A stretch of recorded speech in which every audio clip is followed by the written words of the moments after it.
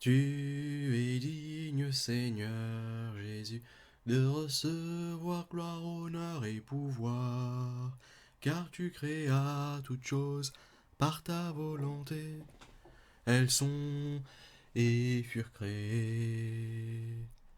Tu es digne, Seigneur Jésus, de recevoir gloire, honneur et pouvoir, car tu créas toutes choses par ta volonté. Elles sont et furent créées. Tu es digne, Seigneur Jésus, de recevoir gloire, honneur et pouvoir, car tu créas toutes choses par ta volonté. Elles sont et furent créées. Amen. Bienvenue sur Word Information Critique. Alors aujourd'hui, nous allons continuer les vidéos montrant le fait que Jésus notre Seigneur est le Messie, le Christ, loin de Dieu, le roi d'Israël et le sauveur du monde. Alors aujourd'hui, on va montrer l'importance du péché originel et dans les futures vidéos, on va rentrer dans le sujet et montrer les preuves dans l'Ancien et dans le Nouveau Testament de la divinité du Christ. On va montrer que Jésus-Christ est le Messie d'Israël, le roi d'Israël, le Messie du monde.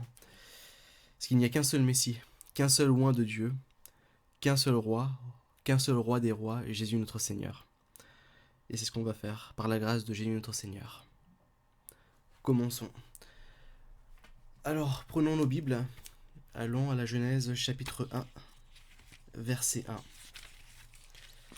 On va lire du chapitre 1 au chapitre 2.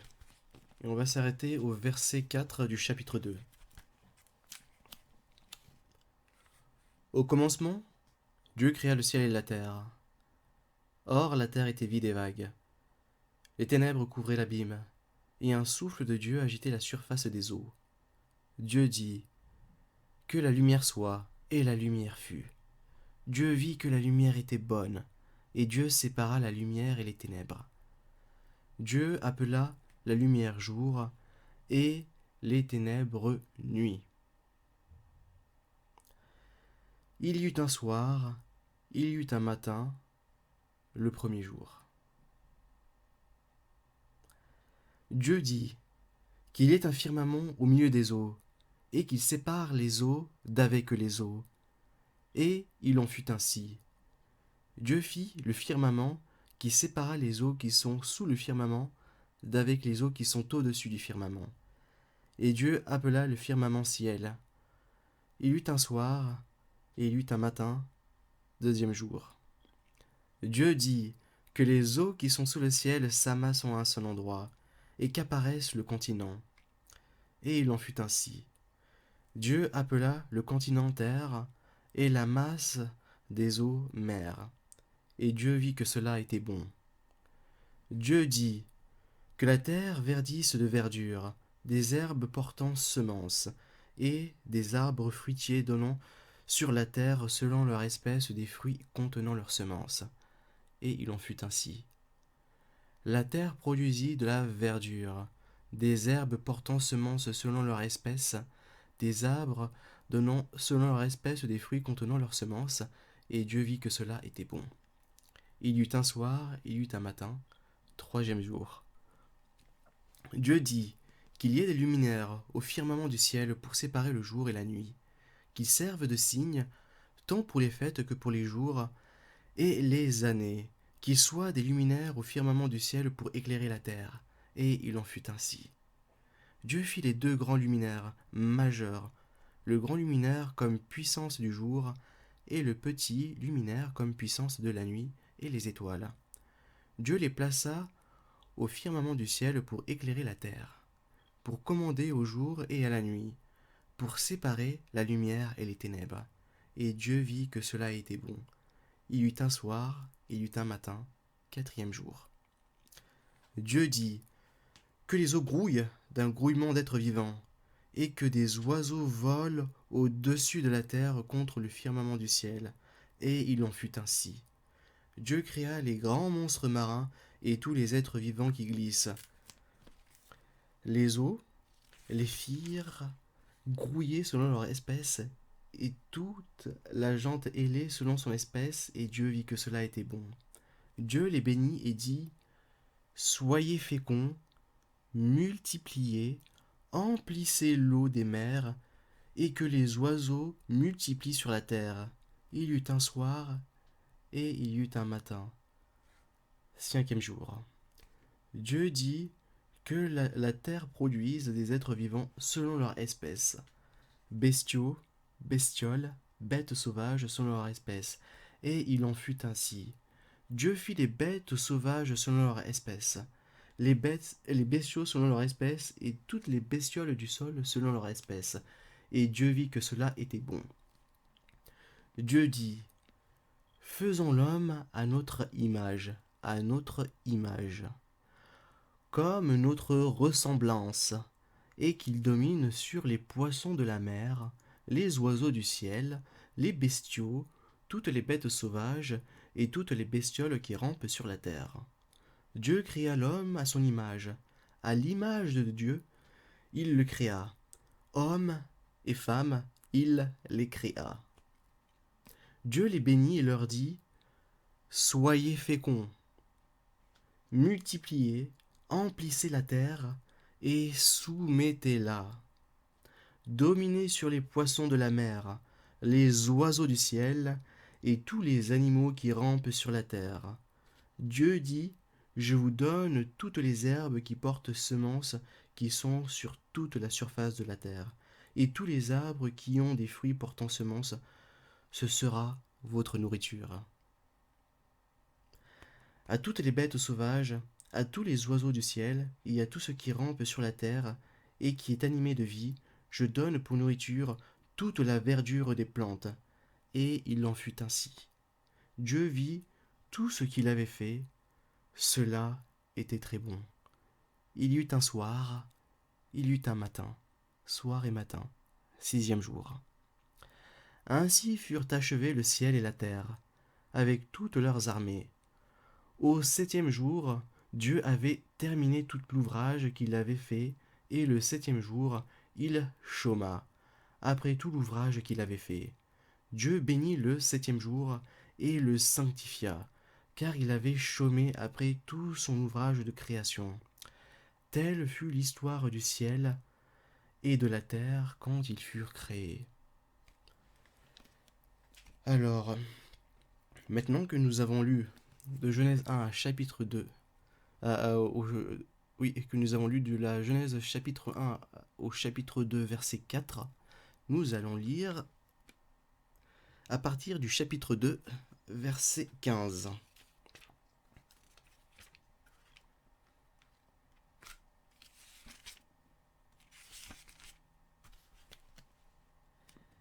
Alors verset 15. Le Seigneur Dieu prit l'homme et l'établit dans le jardin d'Éden, pour le cultiver et le garder. Et le Seigneur Dieu fit à l'homme ce commandement: Tu peux manger de tous les arbres du jardin, mais de l'arbre de la connaissance du bien et du mal, tu ne mangeras pas, car le jour où tu en mangeras, tu mourras. Je vais répéter donc le passage que nous venons de lire, Genèse chapitre 2, versets 15 à 17. Le Seigneur Dieu prit l'homme et l'établit dans le jardin d'Éden, pour le cultiver et le garder. Et le Seigneur Dieu fit à l'homme ce commandement: Tu peux manger de tous les arbres du jardin, y compris de l'arbre de vie. Mais de l'arbre de la connaissance du bien et du mal, tu ne mangeras pas, car le jour où tu en mangeras, tu mourras. Retenez bien tous ces passages. Donc maintenant, nous allons lire la suite. Genèse 2, du verset 18 au verset 24. Le Seigneur Dieu dit : « Il n'est pas bon que l'homme soit seul. Il faut que je lui fasse une aide qui lui soit assortie. » Le Seigneur Dieu modela le Seigneur Dieu modela encore du sol toutes les bêtes sauvages et tous les oiseaux du ciel. Et il les amena à l'homme pour voir comment celui-ci les appellerait. Dans des futures vidéos, si par la grâce de Dieu, on fera une vidéo montrant l'importance des noms et la puissance des mots et de la langue. Je vais répéter ce que je viens de lire, le passage que je viens de lire, et on va continuer. Donc Genèse 2, chapitre 2, versets 18 à 24. Alors, le Seigneur Dieu dit : « Il n'est pas bon que l'homme soit seul. Il faut que je lui fasse une aide qui lui soit assortie. » Le Seigneur Dieu modela encore du sol toutes les bêtes sauvages et tous les oiseaux du ciel, et il les amena à l'homme pour voir comment celui-ci les appellerait. Chacun devait porter le nom que l'homme lui aurait donné. L'homme donna des noms à tous les bestiaux, aux oiseaux du ciel et à toutes les bêtes sauvages. Mais pour un homme, il ne trouva pas l'aide qui lui fut assortie. Alors le Seigneur Dieu fit tomber une torpeur sur l'homme, qui s'endormit. Il prit une de ses côtes et referma la chair à sa place. Puis de la côte qu'il avait tirée de l'homme, le Seigneur Dieu façonna une femme et l'amena à l'homme. Alors celui-ci s'écria : « Pour le coup, c'est l'eau de mes os et la chair de ma chair. Celle-ci sera appelée femme, car elle fut tirée de l'homme, celle-ci. C'est pourquoi l'homme quitte son père et sa mère et s'attache à sa femme, et ils deviennent une seule chair. » Un homme et une femme deviennent une seule chair, un seul être, aux yeux de Dieu. Pardon. On va relire encore ce passage pour bien le retenir. Donc, Genèse chapitre 2, versets 18 à 24. Relisons. Le Seigneur Dieu dit : « Il n'est pas bon que l'homme soit seul. Il faut que je lui fasse une aide qui lui soit assortie. » Le Seigneur Dieu modela encore du sol toutes les bêtes sauvages et tous les oiseaux du ciel, et il les amena à l'homme pour voir comment celui-ci les appellerait. Chacun devait porter le nom que l'homme lui aurait donné. L'homme donna des noms à tous les bestiaux, aux oiseaux du ciel et à toutes les bêtes sauvages. Mais, pour un homme, il ne trouva pas l'aide qui lui fut assortie. Alors le Seigneur Dieu fit tomber une torpeur sur l'homme qui s'endormit. Il prit une de ses côtes et referma la chair à sa place. Puis de la côte qu'il avait tirée de l'homme, le Seigneur Dieu façonna une femme et l'amena à l'homme. Alors celui-ci s'écria : « Pour le coup, c'est l'eau de mes os et la chair de ma chair. Celle-ci sera appelée femme, car elle fut tirée de l'homme. C'est pourquoi l'homme quitte son père et sa mère et s'attache à sa femme, et ils deviennent une seule chair. » Et lisons le dernier verset maintenant du chapitre 2. Or tous les deux étaient nus, l'homme et sa femme, et ils n'avaient pas honte l'un devant l'autre. Non seulement ils étaient nus l'un devant l'autre, mais ils étaient nus devant le Seigneur notre Dieu. Retenez bien ce passage, retenez bien ce fait. Alors, nous avons lu donc la création du monde, l'homme placé dans le jardin d'Éden, la création de la femme, tout cela pour rafraîchir la mémoire. Et maintenant, nous allons nous concentrer sur le point qui nous importe, l'importance du péché originel, en se rappelant du point du passage Genèse 2, verset 25. Or tous les deux étaient nus, l'homme et sa femme, et ils n'avaient pas honte l'un devant l'autre. Non seulement ils étaient nus l'un devant l'autre, mais aussi devant le Seigneur notre Dieu. Continuons. Alors maintenant, nous allons lire la chute de l'homme, le passage où le péché originel prend place et malheureusement où l'homme faute. Par le péché originel, la mort est entré dans le monde. Alors, lisons le chapitre 3. On va commencer par lire les versets 1 à 7. Le serpent était le plus rusé de tous les animaux des champs que le Seigneur Dieu avait fait. Il dit à la femme, « Alors Dieu t'a dit, vous ne mangerez pas de tous les arbres du jardin. » La femme répondit au serpent, « Nous pouvons manger du fruit des arbres du jardin. Mais du fruit de l'arbre qui est au milieu du jardin, Dieu a dit, vous n'en mangerez pas.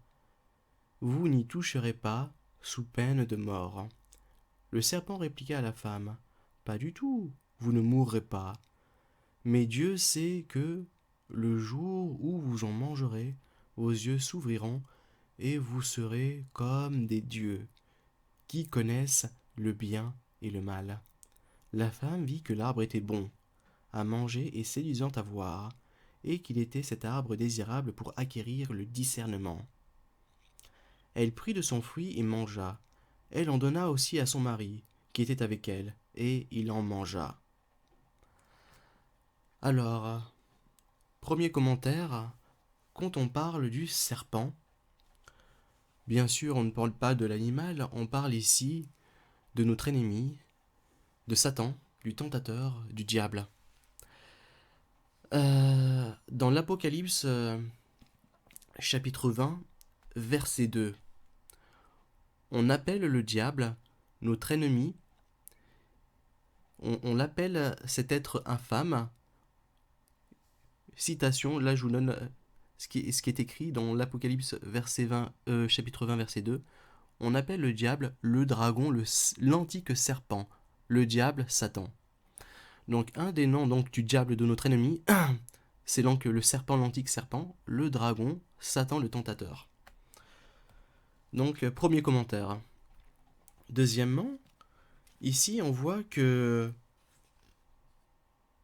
Adam et Ève ont oublié le commandement de Dieu, de Jésus notre Seigneur. Dans la Genèse chapitre 3, verset, le verset 3. Vous n'en mangerez pas, vous n'y toucherez pas, sous peine de mort. Alors que le commandement était de Dieu, mais de l'arbre, dans la Genèse chapitre 2, verset 17, mais de l'arbre de la connaissance du bien et du mal, vous n'en mangerez pas, car le jour où tu en mangeras, tu mourras. Et Dieu n'a pas parlé de ne pas y toucher, Dieu a dit, vous n'en mangerez pas. Donc on peut voir que le commandement n'a pas été retenu parfaitement par nos ancêtres, par nos saints ancêtres Adam et Ève, qui ont rajouté certaines choses et oublié certaines choses. Donc dans cette Genèse chapitre 3, on voit une lutte entre la femme et le diable à travers la parole de Dieu. Mais la femme, ne connaissant pas la parole de Dieu comme il se doit, l'ayant modifiée elle-même, et Adam étant à côté d'elle, n'apportant pas de correction, car ce qu'elle dit, Genèse chapitre 3, verset 2 à 3, n'est pas ce que Dieu a dit, donc Genèse verset 16 à 17, comme nous venons de le voir. Et la femme, étant séduite par le mensonge du diable de devenir comme des dieux, si vous en mangerez, vous serez comme Dieu. Genèse, donc chapitre 3, versets 4 à 5. Allez, on va relire le passage. La tentation, le désir de devenir comme Dieu. Le serpent répliqua à la femme, « Pas du tout, vous ne mourrez pas. Mais Dieu sait que le jour où vous en mangerez, vos yeux s'ouvriront et vous serez comme des dieux. » Donc devant cette tentation et devant donc ce manque de connaissance de la parole de Dieu, la femme, notre ancêtre Ève, céda et entraîna avec elle Adam. Et l'on voit qu'après avoir mangé le fruit de l'arbre de la connaissance du bien et du mal, leurs yeux s'ouvrirent à tous deux. Genèse chapitre 3, versets 6 à 7. Il est écrit: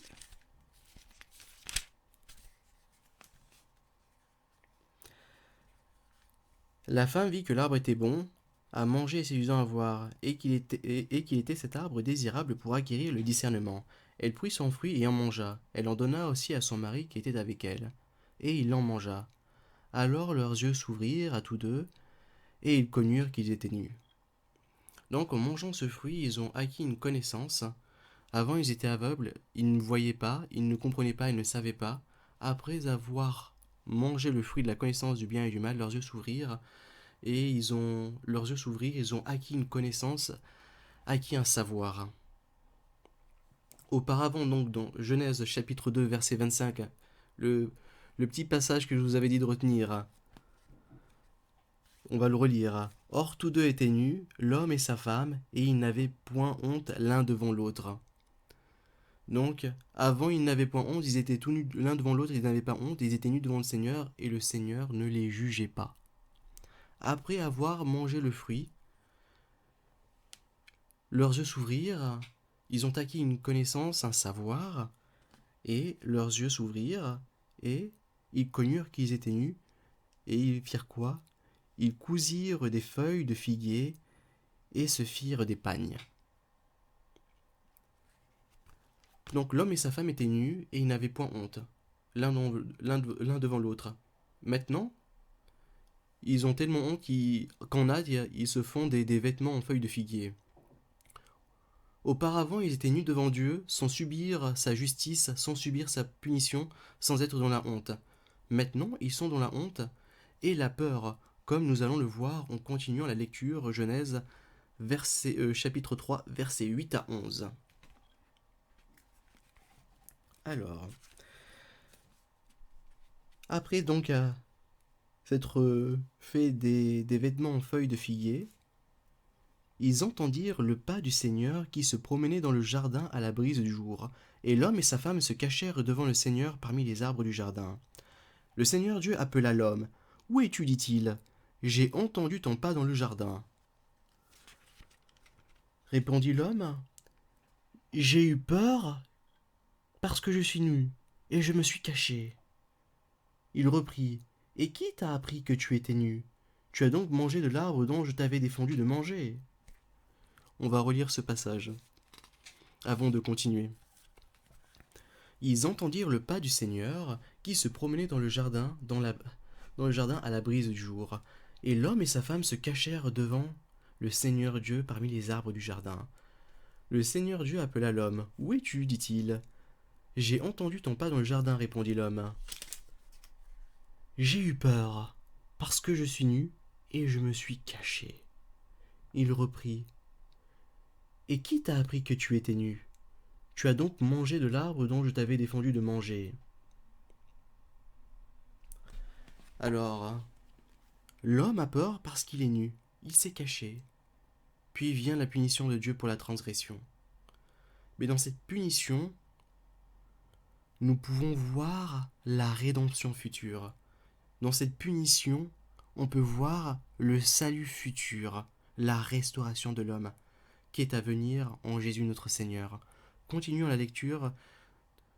Genèse chapitre 3, maintenant versets 12 à 21. Continuons. Alors, tu as donc mangé de l'arbre dont je t'avais défendu de manger. L'homme répondit, c'est la femme que tu as mise auprès de moi qui m'a donné de l'arbre et j'ai mangé. Le Seigneur Dieu dit à la femme, qu'as-tu fait là? Et la femme répondit, c'est le serpent qui m'a séduite et j'ai mangé. Alors le Seigneur Dieu dit au serpent, parce que tu as fait cela, maudit sois-tu entre tous les bestiaux et toutes les bêtes sauvages. Tu marcheras sur ton ventre et tu mangeras de la terre tous les jours de ta vie. Je mettrai une hostilité entre toi et la femme, entre ton lignage et le sien, entre ta semence et la semence de la femme. Il t'écrasera la tête, et tu l'atteindras au talon. À la femme, il dit, je multiplierai les peines de tes grossesses. Dans la peine, tu enfanteras des fils. Ta convoitise te poussera vers ton mari, et lui dominera sur toi. À l'homme, il dit, parce que tu as écouté la voix de ta femme, et que tu as mangé de l'arbre dont je t'avais interdit de manger, maudit soit le sol à cause de toi. À force de peine, tu en tireras subsistance tous les jours de ta vie. Il produira pour toi des épines et chardons, et tu mangeras l'herbe des champs. À la sueur de ton visage, tu mangeras ton pain, jusqu'à ce que tu retournes au sol, puisque tu en fus tiré, car tu es glaise, et tu retourneras à la glaise.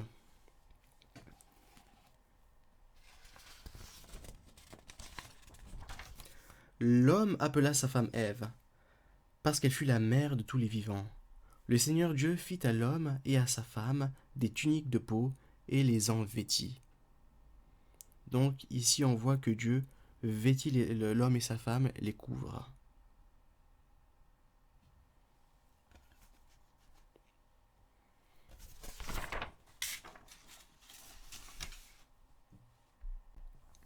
Alors maintenant nous allons analyser donc le passage que nous venons de lire et voir la rédemption de Dieu prophétisée.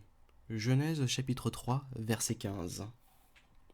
Je mettrai une hostilité entre toi et la femme, entre ton lignage et le sien, entre sa semence et la semence de la femme. Il t'écrasera la tête. Jésus notre Seigneur écrasera la tête du serpent, et tu l'atteindras au talon.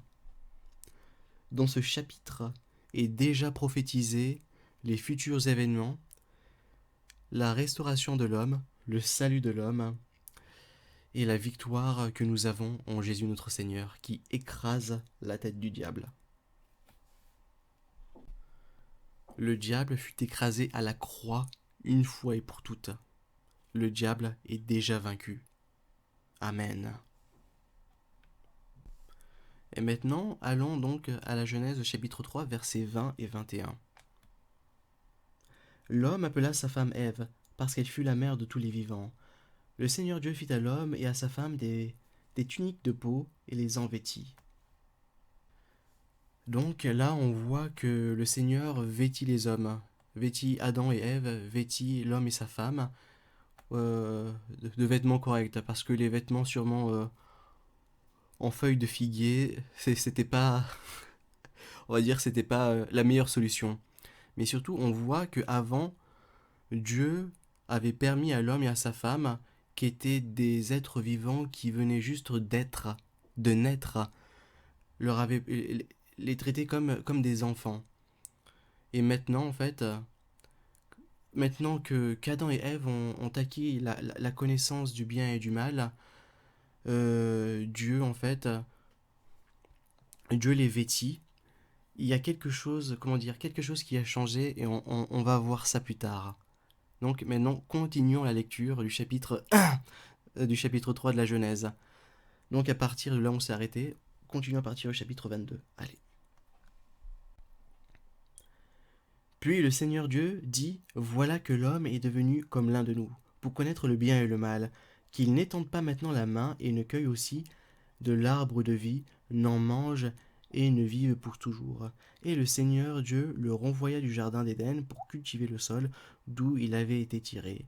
Il bannit l'homme et il posta devant le jardin d'Éden les chérubins et la flamme du glaive fulgurant pour garder le chemin de l'arbre de vie. Alors, Dieu, donc, là, on peut voir, s'est révélé. Voilà que l'homme est devenu comme l'un de nous. Dieu se révèle petit à petit à travers donc sa parole. Et pourquoi est-ce que Dieu donc a chassé Adam et Ève du jardin d'Éden pour qu'ils ne puissent pas obtenir le fruit de l'arbre de vie et vivre éternellement? Pourquoi? Pourquoi cela? Il faut réfléchir. Si Adam et Ève, nos ancêtres, avaient mangé le fruit de l'arbre de vie et avaient obtenu la vie éternelle, Jésus notre Seigneur n'aurait pas pu racheter l'humanité en donnant sa vie, car tous les êtres vivants qui seraient nés auraient eu la vie immortelle. Ils auraient été immortels. Donc c'est-à-dire que l'humanité, n'aurait pas pu être pardonnée, n'aurait aucun espoir de restauration de sa relation avec Dieu. Son péché, le péché de l'humanité,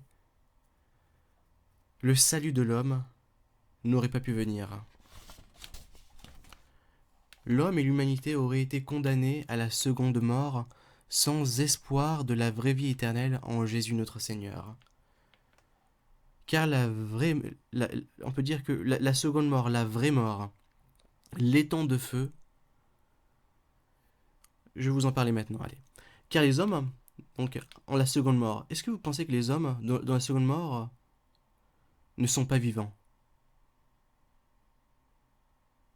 Question.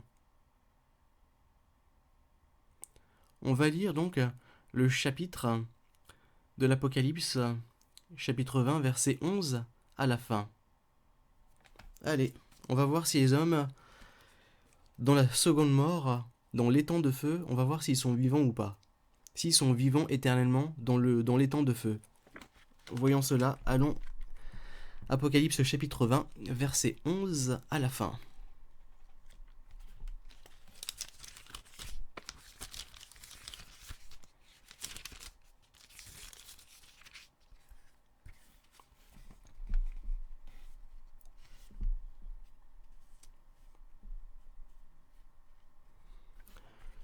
Puis je vis un trône blanc, très grand, et celui qui siège dessus.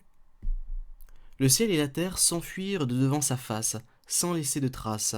Donc ça, c'est la disparition du premier monde, du premier ciel et, de la première terre. Donc la disparition du monde présent. Donc, en lisant ce passage, on voit déjà qu'en fait, cet univers, le premier ciel et la première terre vont disparaître. Donc, on va relire ce passage. Puis je vis un trône blanc, très grand, et celui qui siège dessus. Le ciel et la terre s'enfuirent devant sa face, sans laisser de traces. Donc, disparition du premier univers, disparition du ciel et de la terre, disparition du monde présent. Et je vis les morts, grands et petits, debout devant le trône. On ouvrit les livres, puis un autre livre, celui de la vie. Alors les morts furent jugés d'après le contenu des livres, chacun selon ses œuvres. Et la mer rendit les morts qu'elle gardait, la mort et l'Hadès rendirent les morts qu'ils gardaient, et chacun fut jugé selon ses œuvres. Après la mort, alors, ensuite, après que la mort et l'Hadès eurent fini de recracher les morts et que tout le monde ait été jugé, alors la mort et l'Hadès furent jetés dans l'étang de feu. C'est la seconde mort, étang de feu. Et celui qui ne se trouve pas inscrit dans le livre de vie, on le jeta dans l'étang de feu. Qu'est-ce que cela veut dire? C'est-à-dire qu'à la fin, le monde présent va disparaître. Ciel et terre, l'univers va disparaître. Tous les morts vont être ressuscités. Non seulement ils vont être ressuscités, mais qu'est-ce qui va se passer ensuite? Ceux qui ne sont pas dans le livre de vie vont être jetés dans l'étang de feu. L'étang de feu, c'est la seconde mort. C'est-à-dire qu'ils vont être ressuscités en vie et éternellement dans l'étang de feu en train de brûler. Et qui d'autre sera aussi dans l'étang de feu? La mort et l'Hadès. C'est-à-dire que la mort et l'enfer seront aussi dans l'étang de feu qui est la seconde mort. Ça veut dire qu'il n'y aura plus de mort. Ceux qui sont dans l'étang de feu qui est la seconde mort seront vivants éternellement en enfer, séparés éternellement de la présence de Dieu et tourmentés dans le feu éternel. Vivants éternellement en souffrance loin de la face de Dieu. Voilà ce qui serait arrivé à l'homme si l'homme et la femme avaient mangé le fruit de la vie, le fruit de la vie, de l'arbre de vie. Là, tout homme a le choix. Jésus notre Seigneur nous a rachetés.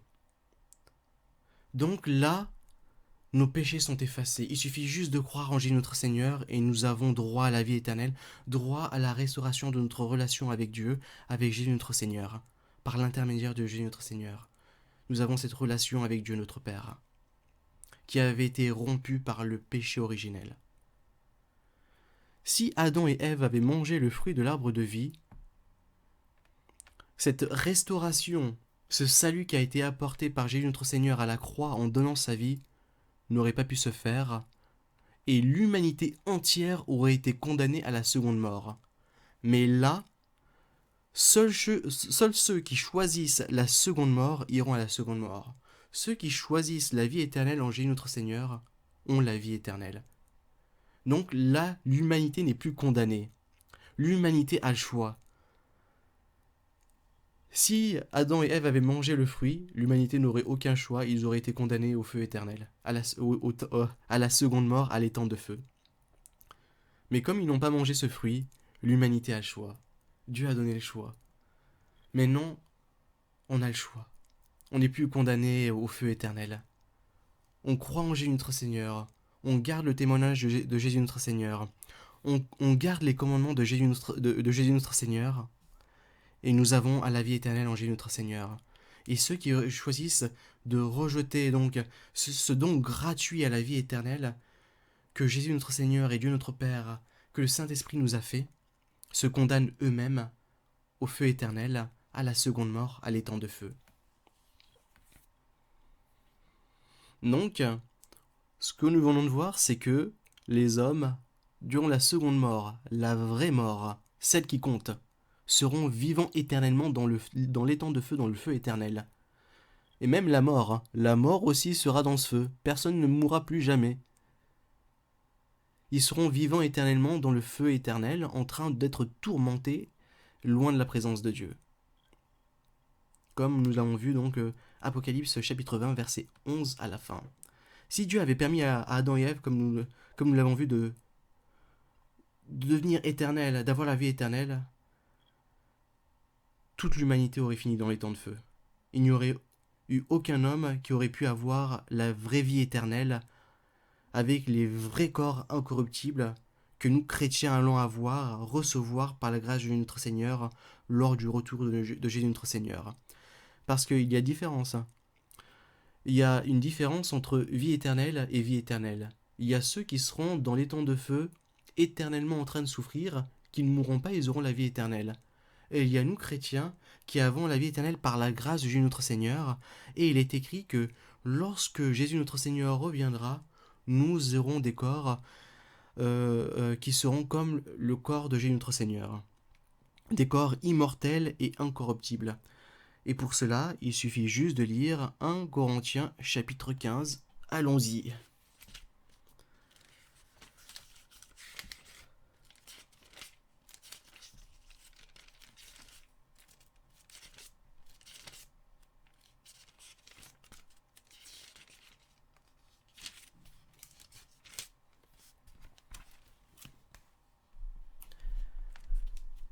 On va le lire je vais le lire en entier.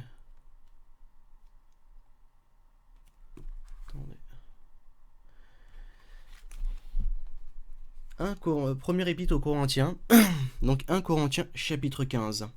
Je vous rappelle, frères, l'évangile que je vous ai annoncé, que vous avez reçu et dans lequel vous demeurez ferme, par lequel aussi vous saurez vous sauver, si vous le gardez tel que je vous l'ai annoncé. Sinon vous auriez cru en vain. Je vous ai donc transmis en premier lieu ce que j'avais moi-même reçu, à savoir que le Christ est mort pour nos péchés. Et c'est par cela que nous avons notre salut et la vie éternelle, et la restauration de notre relation avec Jésus notre Seigneur, qui n'aurait pas été possible si Adam et Ève avaient mangé le fruit de l'arbre de vie et avaient eu la vie éternelle. Alors là, on aurait tous été condamnés à l'étang de feu.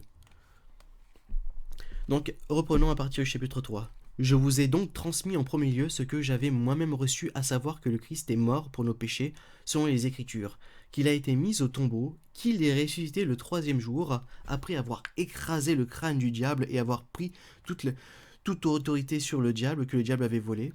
Il lui a pris les clés de l'enfer et la clé du séjour des morts. Donc, une victoire totale que nous avons en Jésus notre Seigneur. Gloire à Jésus notre Seigneur. Reprenons. Qu'il a été mis au tombeau, qu'il est ressuscité le 3e jour, selon les Écritures, qu'il est apparu à Céphas, puis aux 12. Ensuite, il est apparu à plus de 500 frères à la fois. La plupart d'entre eux demeurent jusqu'à présent et quelques-uns se sont endormis. Car nous, chrétiens, même si les chrétiens, souffrent de ce qu'on appelle la mort physique, aucun chrétien ne meurt, tous les chrétiens s'endorment. Car le jour où Jésus notre Seigneur reviendra, nous serons tous, les chrétiens qui sont morts seront ressuscités, et ceux qui sont en vie seront transformés, et nous recevrons tous des corps immortels et incorruptibles, comme nous allons le lire dans la suite. Alors, relisons bien le dernier verset que nous venons de lire. La plupart d'entre eux demeurent jusqu'à présent, et quelques-uns d'entre eux se sont endormis. Même si un chrétien meurt, il ne meurt pas vraiment, car il ressuscitera et il aura la vie éternelle. Et même s'il meurt, son esprit, son âme s'en va auprès de Dieu notre Père, de Jésus notre Seigneur. Donc, un chrétien ne meurt jamais. Un chrétien s'endort peut-être, mais ne meurt jamais. Continuons. Ensuite, il est apparu à Jacques, puis à tous les apôtres, et en tout dernier lieu, il m'est apparu à moi aussi, comme à l'avortant. Car je suis le moindre des apôtres, je ne mérite pas d'être appelé apôtre, car j'ai persécuté l'Église de Dieu. C'est par la grâce de Dieu que je suis ce que je suis, et sa grâce à mon égard n'a pas été stérile, loin de là. J'ai travaillé plus que tous. Oh, non pas moi, mais la grâce de Dieu qui est avec moi, qui est en moi. Bref, eux ou moi, voilà ce que nous proclamons, et voilà ce que vous avez cru. Or, si l'on prêche que le Christ est ressuscité des morts, comment certains parmi vous peuvent-ils dire qu'il n'y a pas de résurrection des morts? S'il n'y a pas de résurrection des morts, le Christ non plus n'est pas ressuscité. Si le Christ n'est pas ressuscité, vide alors est notre message, vide aussi notre foi, car nous n'avons pas le salut. Il se trouve même que nous sommes des faux témoins de Dieu, puisque nous avons attesté contre Dieu qu'il a ressuscité le Christ, alors qu'il ne l'a pas ressuscité. S'il est vrai que les morts ne ressuscitent pas, car si les morts ne ressuscitent pas, le Christ non plus n'est pas ressuscité. Et si le Christ n'est pas ressuscité, vaine est votre foi. Vous êtes encore dans vos péchés. Alors aussi ceux qui se sont endormis dans le Christ ont péri. Si nous, qui sommes dans le Christ, n'avons d'espoir que cette vie, nous sommes les plus à plaindre de tous les hommes. Mais non, le Christ est ressuscité d'entre les morts, prémisse de ceux qui se sont endormis, car il est mort. Car la mort étant venue par un homme, c'est par un homme aussi que vient la résurrection des morts. Il est mort et il est ressuscité. Il a vaincu la mort, il a vaincu le diable, il nous a apporté salut et grâce, gloire à Dieu notre Seigneur. De même en effet que tous meurent en Adam, ainsi tous revivront dans le Christ, mais chacun à son rang. Comme les prémices, le Christ, ensuite ceux qui seront au Christ, lors de son avènement, puis ce sera la fin, lorsqu'il remettra la royauté à Dieu le Père, après avoir détruit toute principauté, domination et puissance. Car il faut qu'il règne jusqu'à ce qu'il ait placé tous ses ennemis sous ses pieds. Le dernier ennemi détruit, c'est la mort, et non le diable. C'est la mort. C'est la mort et l'enfer. Car il l'a tout mis sous ses pieds. Mais lorsqu'il dira « tout est soumis désormais », c'est évidemment à l'exclusion de celui qui lui a soumis toutes ces choses. Et lorsque toutes ces choses lui auront été soumises, alors le Fils lui-même se soumettra à celui qui lui a tout soumis, afin que Dieu soit tout en tous. Autrement, que feront ceux qui se sont épuisés pour des morts? Si ceux qui sont réellement morts ne ressuscitent pas, pourquoi s'épuiser pour eux? Et nous-mêmes, pourquoi, à toute heure, nous exposer au péril? Chaque jour, je suis à la mort. Aussi vrai, frère, que vous êtes pour moi un titre de gloire dans le Christ notre Seigneur. Si c'est dans des vues humaines que j'ai livré combat contre les bêtes à Éphèse, que m'en revient-il? Si les morts ne ressuscitent pas, mangeons et buvons, car demain nous mourrons. Ne vous y trompez pas, les mauvaises compagnies corrompent les bonnes mœurs. Dégrisez-vous comme il sied, ne péchez pas, car il en est parmi vous qui ignorent tout de Dieu, je le dis à votre honte. Là, on va lire le passage le plus important concernant la restauration de l'homme, surtout la résurrection des hommes, la résurrection plus particulièrement des chrétiens. Car comme nous l'avons vu donc avec l'Apocalypse chapitre 20, tous les morts seront ressuscités. Sauf que tous les morts n'auront pas la même résurrection. Certains morts qui ne sont pas en Christ seront ressuscités avec les mêmes corps qu'ils avaient et seront jetés dans l'étang de feu, la seconde mort, où ils seront en vie éternellement dans l'étang de feu, loin de la présence de Dieu, tourmentés éternellement. Mais nous, chrétiens, avons part à une différente résurrection, et tous les chrétiens ne mourront pas. Donc c'est-à-dire que les chrétiens qui seront vivants lors de la venue de Jésus notre Seigneur seront transformés et nous aurons tous des corps qui seront tous immortels. Mais je vais lire ce passage car ce passage est beaucoup plus clair que moi. Pardonnez-moi. Que Jésus notre Seigneur augmente donc notre foi et notre passion pour son service. Amen. Continuons. Donc 1 Corinthiens chapitre 15, maintenant verset 35. Mais dira-t-on comment les morts ressuscitent-ils? Avec quel corps reviennent-ils? Insensé. Ce que tu sèmes, toi, ne reprend-il pas vie s'il ne meurt? Et ce que tu sèmes, ce n'est pas le corps à venir, mais un simple grain, soit de blé, soit de quelques autres plantes. Et Dieu lui-même donne un corps à son gré, à chaque semence, un corps particulier. On va relire ça. Mais dira-t-on, comment les morts ressuscitent-ils? Avec quel corps viennent-ils? Insensé. Ce que tu sèmes, toi, ne reprend vie s'il ne meurt. Et ce que tu sèmes, ce n'est pas le corps à venir, mais un simple grain, soit de blé, soit de quelque autre plante. Et Dieu lui-même donne un corps à son gré, à chaque semence un corps particulier. Toutes les chairs ne sont pas les mêmes, mais autre est la chair des hommes, autre la chair des bêtes, autre la chair des oiseaux, autre celle des poissons. Il y a aussi des corps célestes et des corps terrestres. Mais autre est l'éclat des célestes, autre celui des terrestres, autre est l'éclat du soleil, autre l'éclat de la lune, autre l'éclat des étoiles.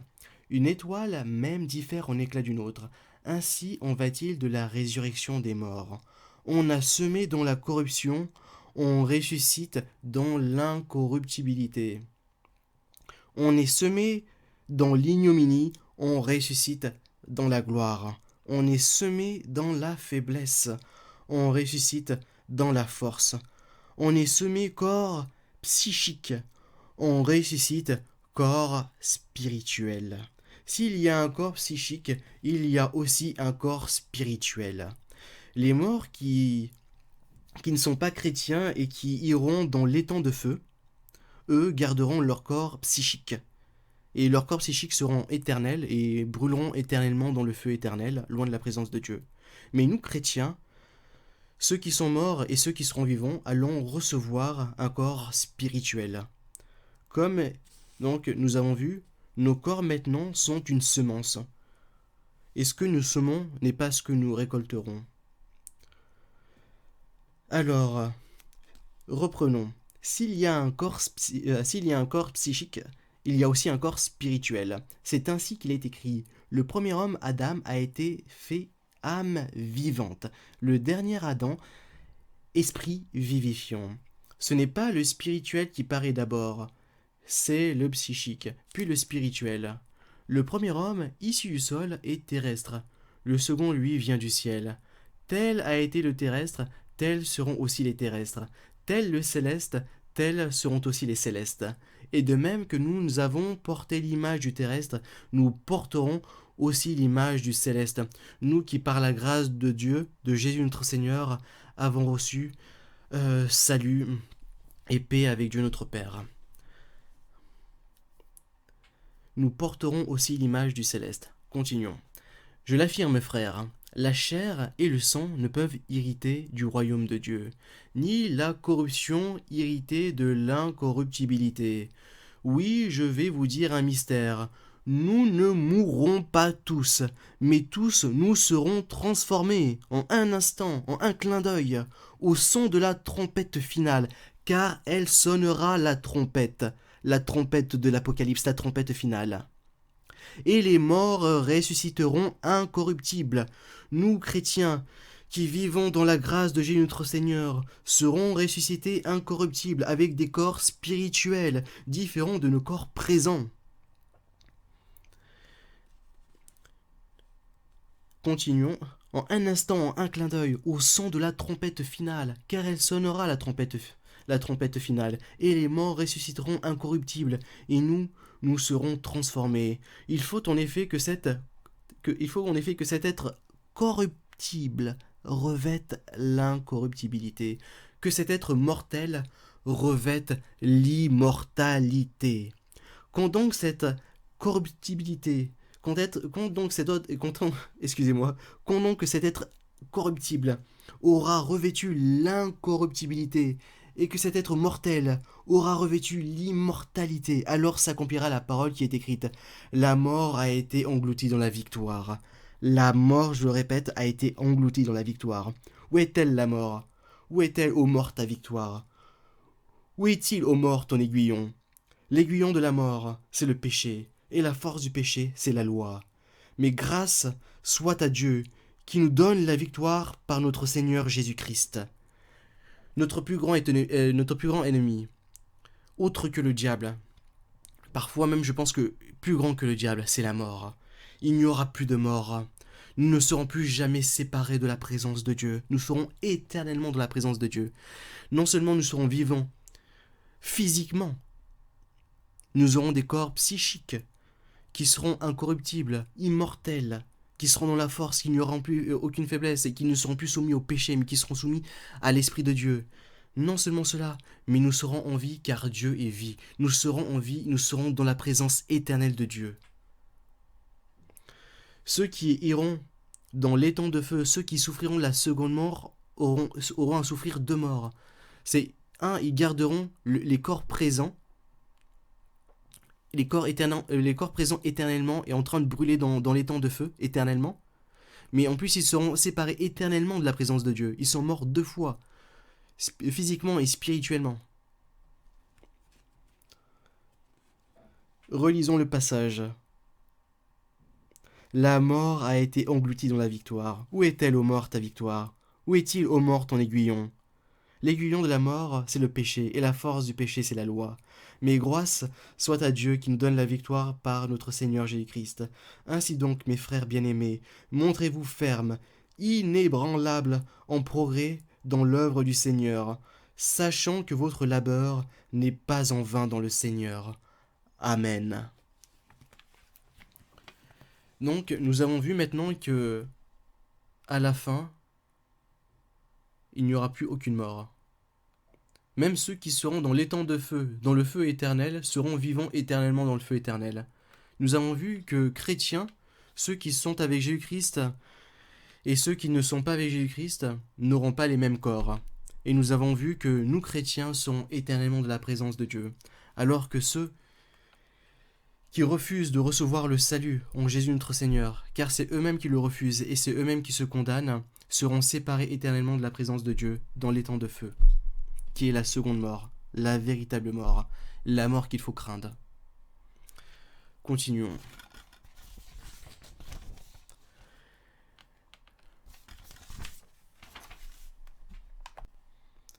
Comme nous venons de le voir maintenant, Dieu donne à tout homme la liberté, le droit de choisir entre la vie éternelle et l'étang de feu. Dieu, non seulement nous donne la liberté aujourd'hui, mais Dieu nous a donné la liberté par le passé et l'a donné aussi à nos saints ancêtres que sont Adam et Ève. Dieu nous donne la liberté de choisir entre le bien et le mal. Et Dieu a donné cette liberté à Adam et Ève. Et Dieu, par avance, avait prévu la restauration de l'homme en cas de sa chute en Jésus notre Seigneur, comme nous l'avons vu. Dieu se révélant lui-même petit à petit. Le péché originel est important et la restauration par Jésus notre Seigneur l'est encore plus. La restauration apporte l'état de grâce, sans lequel l'homme et la femme ne peuvent plaire à Dieu. Cette restauration en Jésus notre Seigneur apporte l'état de grâce même sous lequel Adam et Ève étaient avant la chute. Car avant la chute, Adam et Ève étaient sous la grâce de Dieu. Et comme nous allons le voir, tout le combat a été de restaurer l'homme sous la grâce de Dieu. Et cette restauration sous la grâce de Dieu vient par le sang de Jésus notre Seigneur. Par le sang de Jésus notre Seigneur, notre relation avec Dieu est restaurée. Nous sommes finalement en paix avec Dieu. Ce qui a été brisé avec le péché originel a finalement été restauré en Jésus notre Seigneur. Car nous allons voir maintenant que au moment où l'homme, Adam et Ève, ont commis le péché originel, ont mangé le fruit, ils sont passés de la grâce sous la loi. Et qu'au même moment où l'homme est passé sous la loi, il a brisé la loi. Donc Adam et Ève et l'humanité a eu une double punition en même temps. Car manger le fruit, c'est passer sous la loi et quitter la grâce de Dieu, mais c'est aussi briser la loi de Dieu, car le commandement de Dieu à Adam était « Tu ne mangeras pas le fruit de l'arbre de vie, car sinon tu mourras. » En effet, lors de la chute, l'homme a été séparé de la présence de Dieu, a été séparé de la grâce de Dieu. L'homme et la femme, en brisant la loi de ne pas manger le fruit de l'arbre de la connaissance du bien et du mal, ont non seulement péché en brisant cette loi, mais au moment où ils ont mangé le fruit, ils sont passés, ils ont quitté la grâce, ils sont passés de la grâce à la loi, à la justice de Dieu. Avant, quand ils étaient encore sous la grâce de Dieu, nos saints ancêtres Adam et Ève, Dieu, par la grâce, aurait effacé le péché, aurait pardonné le péché. Mais en passant sous la loi de Dieu, en mangeant le fruit de l'arbre du bien et du mal, ils ont quitté la grâce et sont passés sous la loi de Dieu, et Dieu a sanctionné le péché. Double punition en un seul acte. Car le fruit de la connaissance du bien et du mal est la loi. Et manger le fruit, c'est briser la loi. C'est se condamner 2 fois auprès de Dieu. C'est l'homme qui se condamne 2 fois par lui-même, qui quitte la grâce de Dieu et qui va sous la loi de Dieu et qui en même temps se condamne en brisant la loi de Dieu. Là où avant un péché, une faute aurait été pardonnée sous la grâce de Dieu, au moment où ils ont mangé le fruit, ils ont souffert donc cette double peine. En mangeant le fruit, ils ont quitté la grâce de Dieu. Ils sont passés sous la loi. Et cet acte même est un non-respect de la loi. Ils sont simultanément passés de la grâce à la loi. Il faut bien retenir ça. Ils sont passés de la grâce de Dieu sous la loi de Dieu, et en plus ils ont brisé la loi, se condamnant eux-mêmes et se séparant de la présence de Dieu. Là où auparavant cette faute aurait été pardonnée, aurait été effacée sous la grâce de Dieu. Et la présence de Dieu serait restée. En mangeant le fruit, l'homme est passé sous la loi et s'est condamné aussi en mangeant ce fruit. Il a perdu la présence de Dieu, il a perdu cette relation qu'il avait avec Dieu. Car avant, comme on pouvait voir en lisant donc la Genèse, Dieu se promenait dans le jardin, Dieu parlait avec l'homme, Dieu visitait l'homme, il y avait une relation. La présence de Dieu était avec l'homme. Dieu même était parlé avec l'homme. Il dialoguait. En mangeant ce fruit, l'homme est passé sous la loi. Il a brisé la loi. Il s'est condamné. Il a perdu la présence de Dieu et la relation avec Dieu. Il s'est rendu esclave du péché, de la désobéissance à Dieu, qui est entrée dans le corps de l'homme. Car le péché, c'est la désobéissance de Dieu. Mais c'est non seulement la désobéissance de Dieu, mais c'est aussi la destruction de l'homme, car les lois de Dieu ne sont pas contre l'homme, mais sont pour l'homme, sont pour le bien de l'homme. L'homme a fait rentrer sa propre destruction, ou plutôt une force destructrice en son propre corps, en son propre être, qui est le péché et la désobéissance à Dieu, et aux lois de Dieu, qui sont bénéfiques à l'homme. Et le diable, notre ennemi, par le péché, a pu lui et ses démons voler aux hommes leurs droits, leur autorité, leur richesse, leur vie, etc. Et les hommes, s'étant séparés de la présence de Dieu, sont morts. une première fois,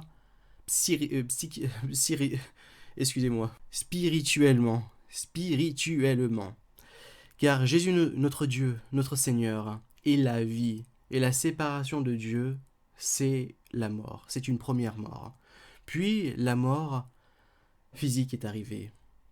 Ainsi, même si Adam et Ève avaient mangé donc le fruit de l'arbre de vie, ils n'auraient pas vécu la vraie vie. Ils se seraient condamnés à la damnation éternelle sans espoir d'être sauvés par Jésus notre Seigneur, comme nous l'avons vu précédemment. Et toute l'humanité avec eux aurait souffert la seconde mort, qui est d'être tourmenté dans l'étang de feu, loin de la présence de Dieu, la vraie vie. Pour montrer l'impact de la chute d'Adam et Ève, alors, Adam et Ève étaient tout nus devant Dieu, sous la grâce de Dieu, après la chute de l'homme. Quand nous lisons l'Exode chapitre 20, verset 26, on va le lire. Exode chapitre 20, verset 26.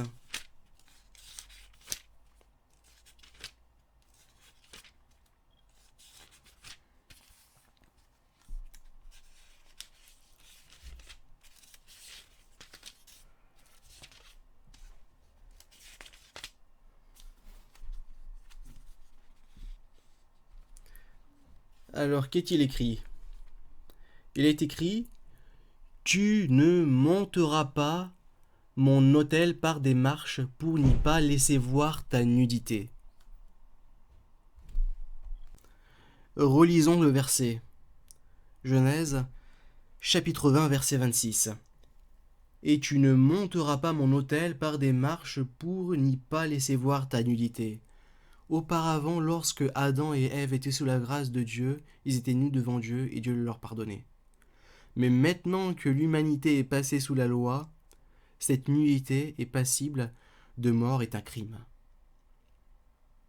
Juste laisser entrevoir ne serait-ce qu'une partie est un crime qui est passible de mort. Et le pire, c'est même pas la même relation, car Adam et Ève parlaient avec Dieu, discutaient avec Dieu. Là, c'est juste monter à l'autel. Tu ne monteras pas mon autel par des marches pour n'y pas laisser voir ta nudité. Vous voyez la différence entre la grâce de Dieu et la loi de Dieu? L'homme était sous la loi de Dieu, le péché originel l'a fait quitter. L'homme était sous la grâce de Dieu, le péché originel l'a fait quitter la grâce de Dieu pour la loi de Dieu. Et par Jésus notre Seigneur, nous avons quitté la loi de Dieu et nous avons été restaurés à la grâce de Dieu. Et avec cette grâce de Dieu, nous avons la restauration de notre relation première avec Dieu. Et nous avons la paix en Dieu notre Père, par Jésus notre Seigneur. Amen. Ainsi, tout l'objet du combat, tout l'objet en fait du sacrifice de Jésus notre Seigneur, tout l'objet de cette lutte, de cette attente de l'humanité, tout ce combat, ça a été de faire revenir l'humanité sous la grâce de Dieu. Par Adam et Ève, les hommes sont passés sous la loi.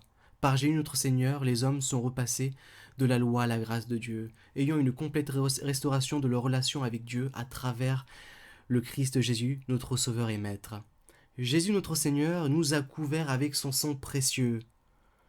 Pour nous qui, par la foi, croyons et vivons d'après le témoignage et les commandements de Jésus notre Seigneur, notre Sauveur.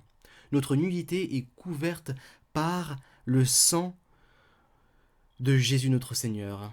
Ainsi, Jésus notre Seigneur dit dans l'Apocalypse chapitre 16, verset 15.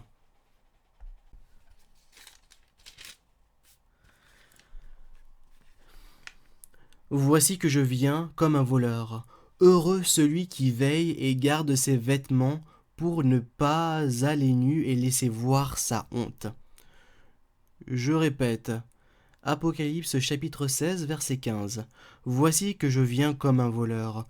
Heureux celui qui veille et garde ses vêtements pour ne pas aller nu et laisser voir sa honte. Nous, chrétiens, notre nudité est couverte sous la grâce de Jésus notre Seigneur, en qui nous croyons. Mais ceux qui ne sont pas dans la foi, ceux qui rejettent cette foi, qui sont sous la loi de Dieu, par définition, car ils ont refusé la foi en Jésus notre Seigneur, ils ont refusé la grâce de Dieu. S'ils ne se couvrent pas eux-mêmes, ils se condamnent eux-mêmes. Donc j'appelle tout le monde à faire très attention, à garder les yeux ouverts, à garder les oreilles aussi ouvertes, et à être en Jésus notre Seigneur, dans le témoignage de Jésus notre Seigneur, dans les commandements, à garder les commandements de Jésus notre Seigneur et à garder notre foi en Jésus notre Seigneur. Et cela, en Jésus notre Seigneur, nous ne serons jamais déçus, jamais. Alors, ainsi, nous venons de voir comment le péché originel a fait entrer le péché, la mort, la désobéissance dans le corps de l'homme. Comment il a séparé l'homme de la présence de Dieu, et comment il a fait passer l'homme de la grâce de Dieu à la loi de Dieu, ce qui a permis au diable, notre ennemi, de voler l'humanité. Mais gloire à Jésus notre Seigneur, qui a écrasé le crâne du serpent ancien, du dragon, de notre ennemi, de Satan, du tentateur, de l'accusateur. Gloire à notre Seigneur qui a écrasé la tête du serpent, comme Dieu l'avait promis dans la Genèse chapitre 3.